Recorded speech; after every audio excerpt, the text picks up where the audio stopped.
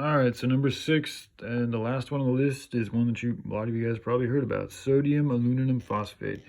Can have a number of effects on the human body, including acute health effects. Contact with sodium aluminum phosphate can irritate and burn the skin and eyes. Inhaling it can irritate the nose, throat, and lungs, causing coughing and wheezing.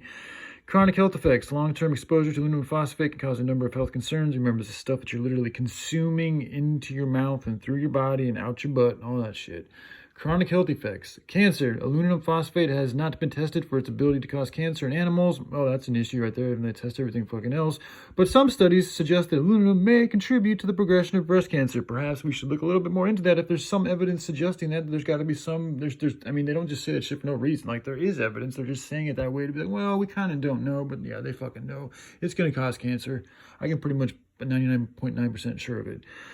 Neurological health, if you eat it, and again, in excessive amounts, and again, if you don't, but like, if you're eating this shit every day, like, this is what they don't tell you. There is no regulations. And then on top of all this, they're putting shit in there to make it even more addictive. I remember when I started fucking eating fast food, once I got a little bit older, like after being a kid and shit, because when you're a kid, you don't know, you just eat it, it tastes fucking good. But once I started to get older, one thing I remembered was I'd have McDonald's, and then like the next day, for some fucking reason, like I wouldn't even be like really craving the food, but like something in me just really wanted it. It was weird. It was like a spell or like something.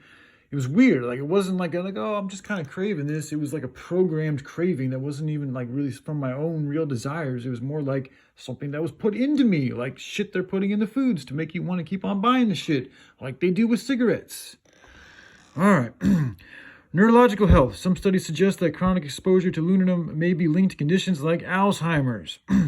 Respiratory diseases. Repeated exposure to aluminum phosphate may cause bronchitis to develop with symptoms like cough, phlegm, and or shortness of breath.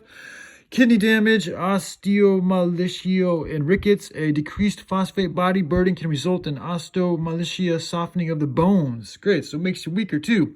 And rickets. I don't even know what rickets means.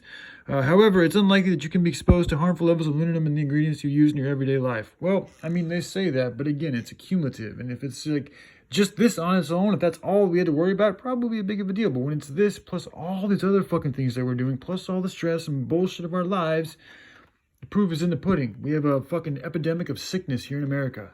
All right, I love you guys. And it's like, instead of, like, the thing it is, like, they could have talked about hemp. Like, there's plenty of good hemp products. There's plenty of other good superfoods out there that they could have chose to talk about and do the little publicity stunt on, as well as sharing good information, but they chose not to. They chose to use McDonald's. So it is what it is. I got to do what I got to do. All right, I love y'all. Take care. Bye.